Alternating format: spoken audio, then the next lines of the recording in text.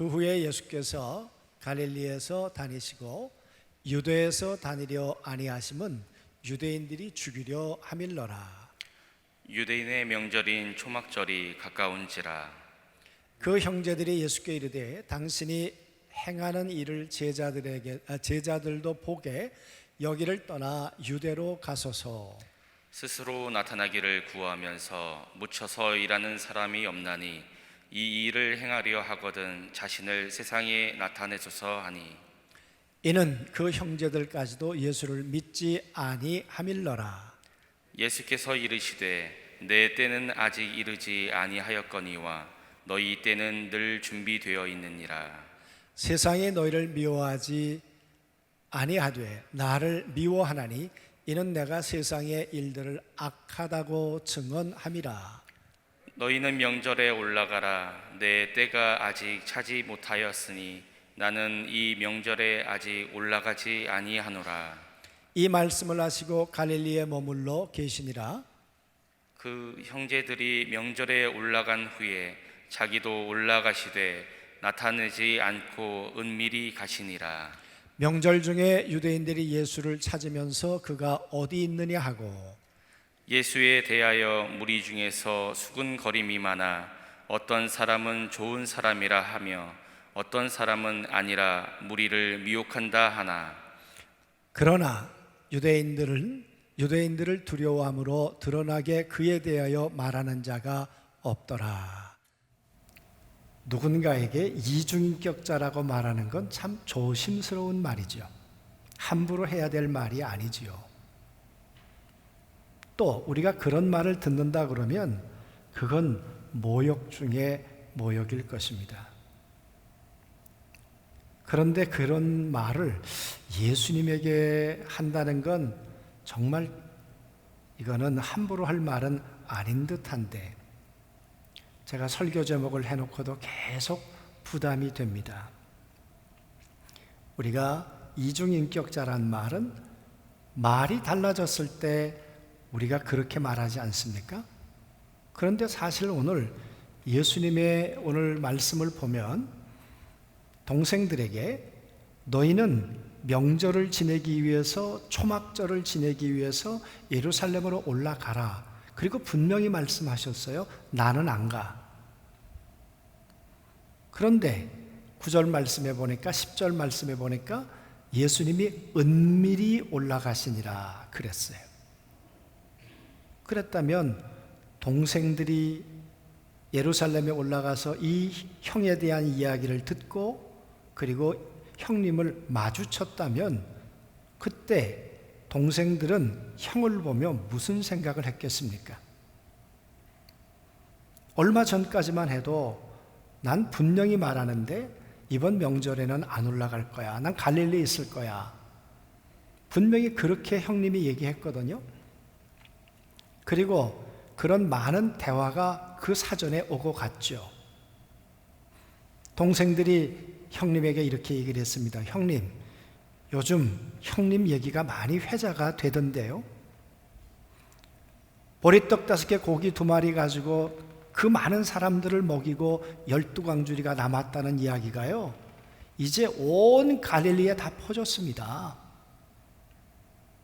가버나움의 종의 그 아들을 고쳤던 그 사건 때문에 가버나움이 난리가 났죠, 형님. 형님 보고 희망이랍니다. 형님이 메시아라고도 사람들이 생각해요. 그러니까 이참에 아주 예루살렘으로 올라가시죠. 올라가셔서 형님 능력 있으니까 그곳에 가셔서 죽은 자를 살려내시든지 아니면 오병이어의 기적을 거기서 한번 베푸시든지 이번에 한번 예루살렘으로 올라가시죠. 동생들이 그렇게 이야기를 했습니다. 충분히 할 수 있는 이야기죠. 또 형에 대해서 그런 신뢰가 없다면 동생들이 그렇게 얘기를 했겠습니까? 그런데 오늘 예수님께서는 난 안 올라간다 그러셨어요. 안 올라가실 만한 이유도 없지 않아 있기는 해요. 오늘 1절 말씀을 보세요. 그 후에 예수께서 갈릴리에서 다니시고 유대에서 다니려 아니하심은 유대인들이 죽이려 함이니라. 이 유대인이란 예루살렘 주변에 살고 있었던 사람들, 특별히 유대인 예루살렘 주변에 있었던 종교 지도자들, 그때 힘을 가지고 있었던 기득권 세력들을 말하겠죠. 그러니까 그 예루살렘 주변에 있었던 그야말로 생사여탈권을 가지고 있었던 힘 있는 사람들이 예수를 호시탐탐 죽이려고 했다 그 말이에요. 그러니까 올라가는 것이 부담일 수도 있으셨겠죠.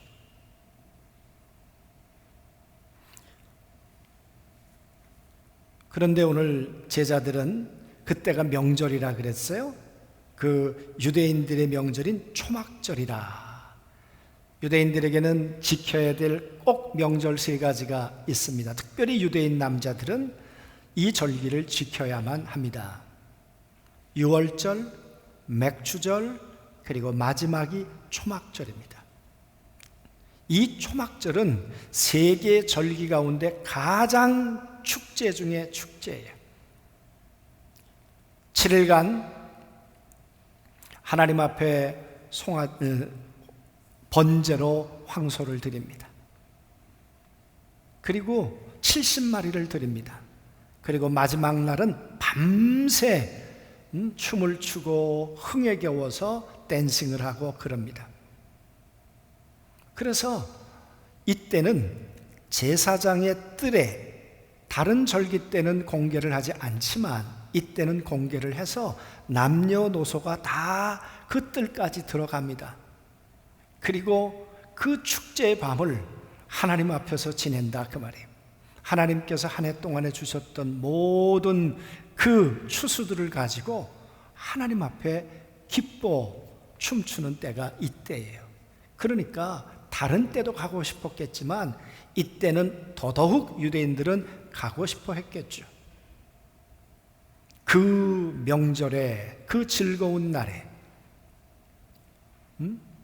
예수님은 예루살렘에 올라가지 못하는 이유 가운데 하나가 살해의 위협을 유대인들로부터 당하고 있다.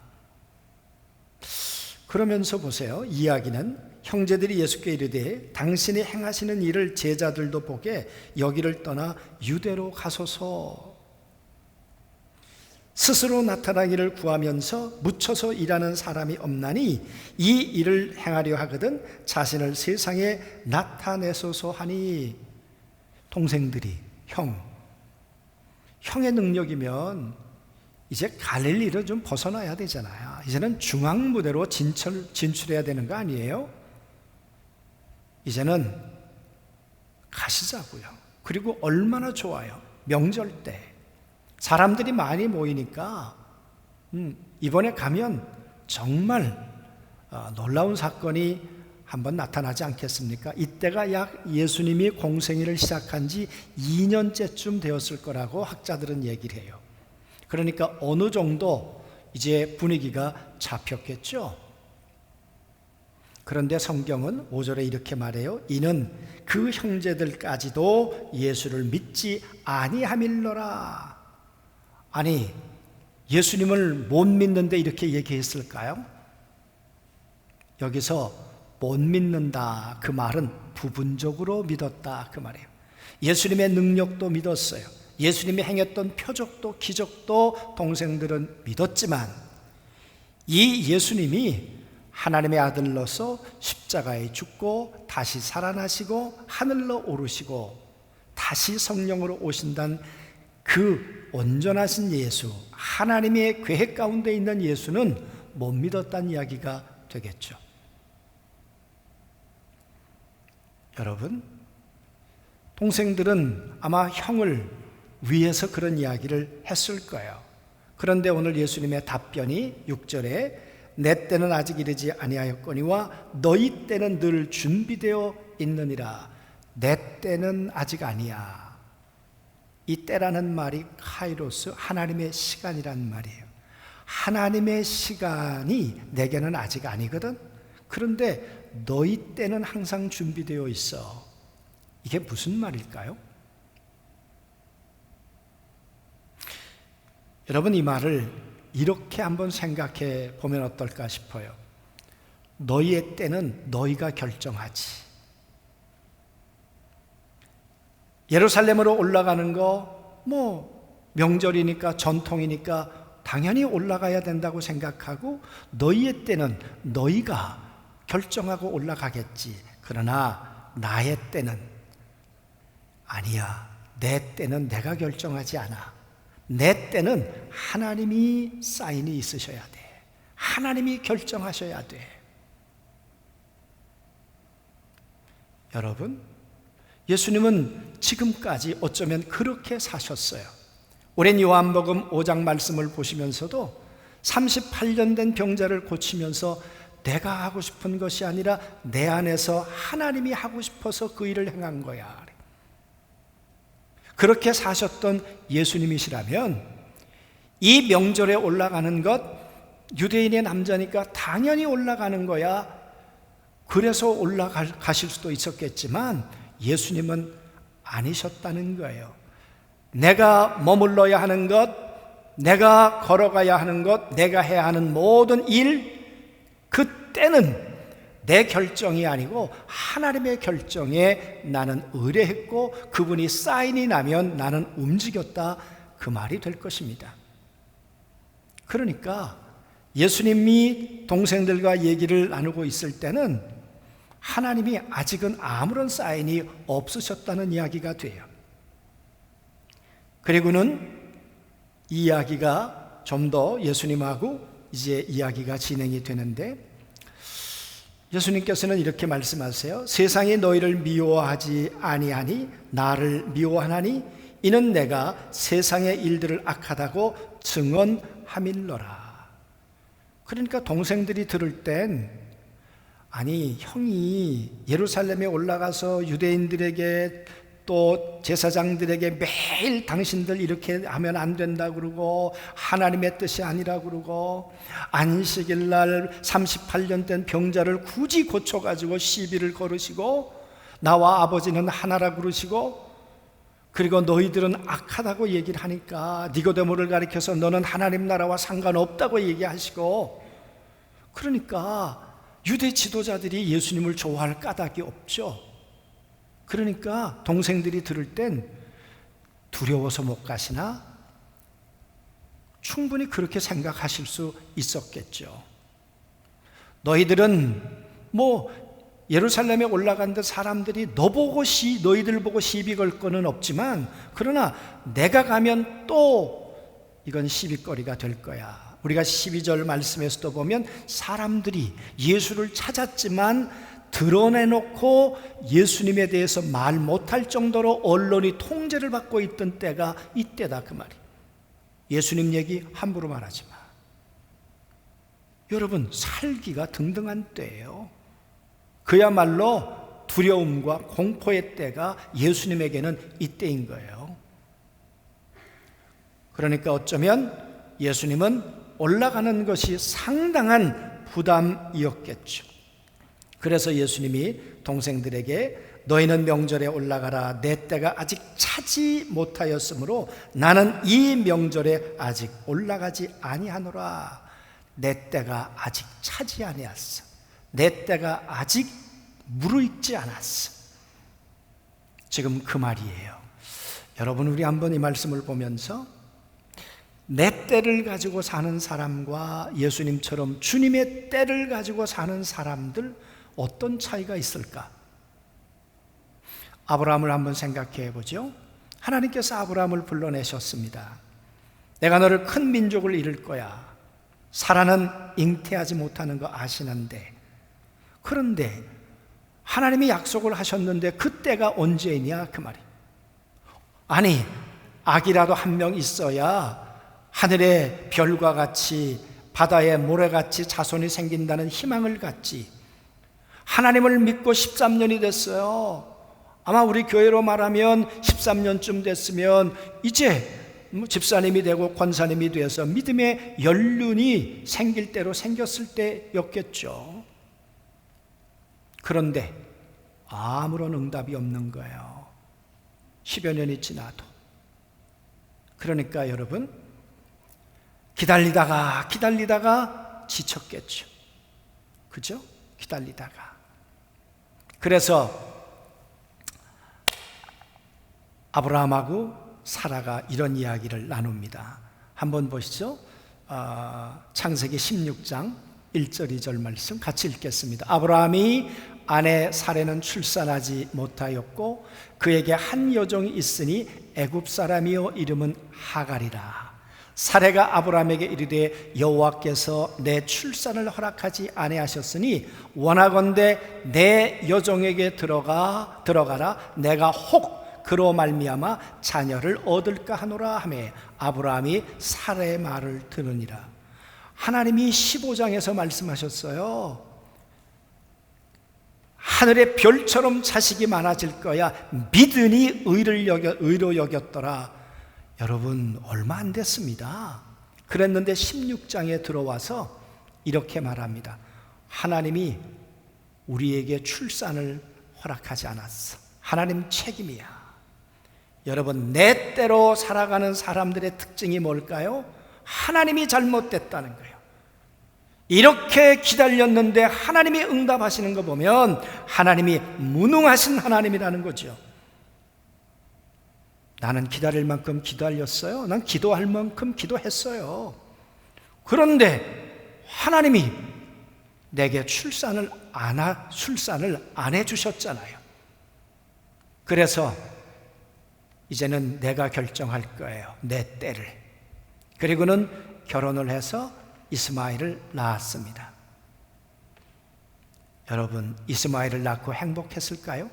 내 때를 이루고 아브라함과 사라와 하갈은 잘 살았나요? 아니잖아요. 하나님을 부정하고 내 방법으로 아기를 낳았어요. 근데 잉태하고 나서부터 사라와 하갈 사이에 이 앙칼진 이 싸움이 시작이 됐어요.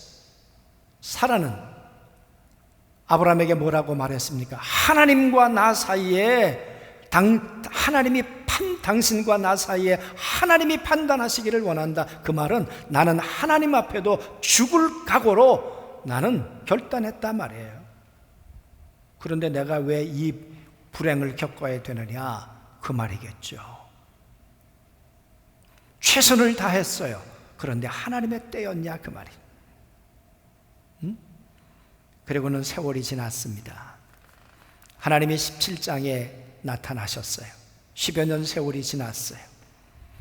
하나님이 나타나셔서 아브라함아, 난 전능한 하나님이야, 엘샤다이 그러셨죠. 내가 너에게 말한 걸 내가 못 이룰 것 같다고?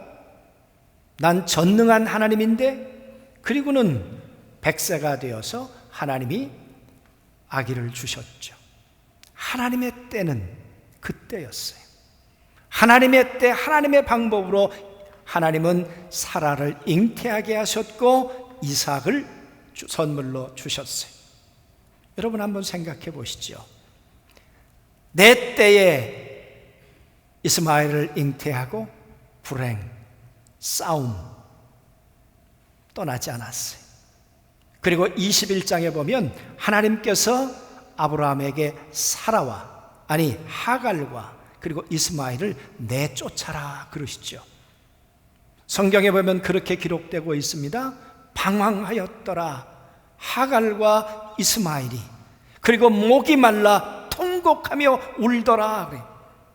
내 뜻을 따라서 살았던 삶의 결국이 눈물이고 방황이고 고통이었어요.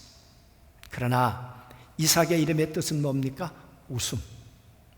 웃음이었어요. 행복이었어요. 기쁨이었어요. 하나님의 때를 살았던 아브라함, 그를 가리켜서 믿음의 조상이 되었다라고 이야기를 해요. 하나님은 어떤 하나님이십니까? 내 때를 따라 살아가는 실수했던 사람, 그 사람들을 향해서 오래 하나님의 때가 될 때까지 포기하지 않으시고 기다려주시고 붙들어주시고 하나님의 때에 하나님의 사람으로 하나님의 능력으로 축복하시고 인도하시는 분이 우리 하나님이신 걸 믿습니다. 그렇죠? 여러분, 또 한 사람을 생각해 보시죠. 모세라고 하는 사람, 바로 공주 밑에서 40년을 잘 살면서도 자기 동족에 대한 이 하나님의 부르심을 포기할 수 없던 사람이 모세였어요. 모세가 나이 40이 되었을 때 그는 자기 동족을 보기 위해서 세상 밖으로 나왔죠. 출애굽기 2장에 보면 이렇게 기록되어 있습니다. 한번 읽어보죠. 다 같이. 모세가 장성한 후에 한 번은 자기 형제들에게 나가서 그들이 호되게 노역하는 것을 보더니 어떤 애굽 사람이 한 히브리 사람 곧 자기 형제를 치는 것을 본지라. 좌우를 살펴 사람이 없음을 보고 그 애굽 사람을 쳐 죽여 모래 속에 감추니라. 여러분, 이게 누구의 때였겠습니까? 모세 120년의 인생을 본다면 모세가 자기 동족을 사랑하는 거 맞아요. 그래서 동족이 고난받는 것을 내 아픔으로 여겨서 그 애굽 사람을 쳐 죽였어요. 모래에 파묻었어요. 그런데 여러분 보세요. 뭐라고 말하는지 좌우는 살폈어요. 사람들이 뭐라고 하는지, 나를 보는 사람이 없는지 이것은 살폈지만 그러나 하나님은 보지 않았어요. 이게 하나님의 때인가? 그거는 살피지 않았다 그 말이에요. 내 때로 행동했던 모세, 사람을 죽였어요. 그도 한 인간이고 그도 한 가정이 있을 텐데 어떻게 그렇게 사람을 죽일 수가 있습니까? 어떻게 한 인간을 불행으로 그렇게 만들 수 있냐 그 말이에요. 그게 모세였어요. 내 뜻을 따라가 살아가는 사람. 그러나 하나님은 그를 버리지 않으셨어요. 하나님은 그를 포기하지 않으셨어요. 40년 광야 생활을 허락하셨어요.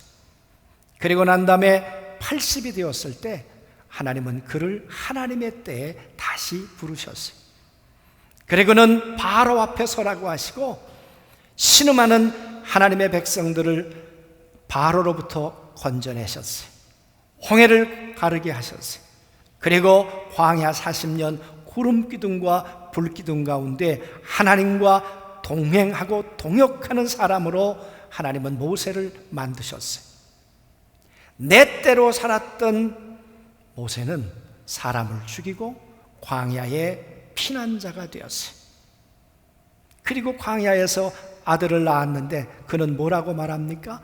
게르솜, 나 고독해, 나 정말 처량해. 그랬던 모세를 하나님이 40년 동안에 준비시키셨어요. 오늘 여기 말씀해 보니까 아직 내 때가 차지 아니했다 그 말이에요. 아직 하나님의 때는 준비돼 가고 있었다 그 말이에요. 그래서 모세가 준비되기까지 80년이 걸린 거죠. 80년이. 사랑하는 성도 여러분, 내 때로 살고 계십니까? 하나님의 때로 살고 계십니까? 내 때는 좌우 살펴요. 하나님을 보지 않아요. 내 때로 살았던 아브라함은 하나님이 보이지 않았어요. 자식 없는 내 형편만 보였어요. 그러다가 내 때를 결정했어요. 그 결론은 불행이었고 방황이었고 광야였고 고통이었어요. 그러나 하나님의 때를 살았던 그 이후의 그들의 삶은 하나님과 동행이었고 동역이었고 그리고 나만 아니라 이스라엘 백성들을 행복하게 하고 그리고 그의 후손들에게 믿음의 뿌리가 되기도 했어요. 그래서 오늘 예수님은 말씀하시는 거죠. 누구의 때로 살아야 되는데 그 때를 누가 결정해야 되는데 하나님은 예수님은 그러실 수 있다고 하지만 어쩌면 인간은 참 기다린다는 것이 어렵고 그걸 분별하는 것은 더 힘들 수 있겠죠. 마지막으로 한 사람을 더 말씀드릴 수 있다면 그건 다윗일 것입니다. 다윗은 하나님께서 목동이었던 그에게 내가 너를 왕으로 만들 거야 그러셨어요. 여러분, 골리앗하고 싸워서 왕궁에 들어가기는 했지만, 아니, 권력을 가지고 있는 그 사울이 자기의 장인임에도 불구하고 호시탐탐 죽이려고 하잖아요. 하나님이 나를 왕 만드시겠다고 하는데 왜 이렇게 죽음의 위협이 떠나지 않는 거예요? 하나님 살아계신 게 맞는가? 그 시절을 견뎠을 다윗을 한번 생각해 보라 그 말이에요. 그런 세월이 끝나고 사울이 죽었어요. 그러면 다윗은 이제는 내 때가 왔는가 보다 하고 예루살렘으로 올라가서 왕이 되어야 했었겠죠. 그런데 사무엘하 2장에 보면 그때 다윗이 하나님 앞에 무릎을 꿇습니다. 그리고 말합니다. 하나님, 내가 어디로 가오리까? 그런데 하나님의 대답은 예루살렘이 아니라 헤브론으로 가거라 그래요. 예루살렘부터 35km 떨어진 저 남쪽으로. 여러분, 헤브론은 왕궁이 있는 게 아니에요. 그런데 헤브론으로 가라 그래요. 그런데 더 기가 막힌 것은 사울의 아들 이스보셋이 왕이 되는데 11지파가 그를 왕으로 삼는 거예요. 난 뭐예요? 하나님의 약속은 뭐예요? 갈등할 수 있었겠죠. 그렇게 7년 반이란 세월을 헤브론에서 보냅니다. 인간적으로 보면 썩는 세월이라고 생각했을는지 모르지만 오늘 예수님의 말씀을 빌은다면 아직 차지 못하였어. 하나님의 때가 아직 무르익지 못했어. 라면 50도에 넣으면 어떻게 될까요? 붉겠죠. 100도에 넣어야 제대로 끓지 않겠습니까? 하나님은 다윗이 때가 익을 때까지, 하나님의 때가 될 때까지 다윗을 준비시키고 다윗에게 기다리라는 사인을 하셨겠죠. 그리고는 7년 반이 지났을 때 하나님은 다윗에게 예루살렘으로 가거라 그랬더니 12지파가 다 다윗을 왕으로 세웠습니다. 내 때가 아니라 하나님의 때로 살았던 다윗의 이야기입니다. 오늘 예수님은 그 말씀을 하고 계시는 거죠. 나는 때를 기다리는 사람이야. 하나님의 때, 하나님이 사인을, 하나님이 말씀하실 때까지. 그러나 너희는 너희의 때를 너희가 결정하며 살지 난 아니라니까. 그래서 지금 안 올라가. 너희만 올라가. 아마 그러건 혼자 있는데 하나님께서 그러셨던 것 같아요. 이제 올라가라. 거기서 올라가라는 이 헬라어 시제는 순간적으로 하나님이 말씀하셨다는 거예요. 하나님이 지금은 올라가야 돼. 그 말은 내가 너와 함께 할게. 내가 유대인들이 너를 죽이려고 살해를 해도 내가 너를 지켜줄게. 올라가라. 그렇게 하나님이 아들 예수에게 말씀하셨다는 이야기죠. 그리고 올라갔어요. 올라가면 유대인들에게 위협도 받고 동생들에게는 이중인격자라는 오해도 받고 사람들에게는 시비도 걸릴 수 있겠지만 그렇게 올라간 까닭은 뭡니까? 때는 하나님이 정하시니까. 아마 동생들 마주쳤을 때 멋쩍을 수도 있었겠죠. 그러나 예수님이 십자가에 돌아가시고 그리고 부활하시고 승천하셨다가 성령으로 오셨을 때 마가다락방에 예수님의 동생들도 함께 있었습니다. 그때 동생들은 예수님을 어떻게 생각했을까요? 우리 형님은 하나님의 때를 따라 사는 사람이었어. 사람의 좌우를 보고 움직이는 사람도 아니고 환경을 보고 그렇게 결정하고 움직이는 분이 아니시고 하나님은, 우리 형님은 하나님이 사인해야 움직이는 하나님의 때를 따라 사는 그런 분이셨어. 여러분, 그 교훈을, 그 생생한 레슨을 동생들에게 해 주셨던 분 예수. 그래서 말씀하시는 거죠. 나는 내 때가 아니라 하나님의 때로 살 거야. 사랑하는 성도 여러분, 정말 이 코로나가 언제 끝날까? 우린 몰라요. 우린 모르겠어요. 그러나 하나님은 이 코로나의 끝날 때를 알고 계시는 분이 우리 주님이신 걸 믿습니다. 오늘 아침 퀴티 말씀에 보면 바벨론의 포로로 살고 있는 이스라엘 백성들, 언제 이것이 끝날까? 그러나 하나님은 말씀하시잖아요. 너희가 해방의 때가 온다.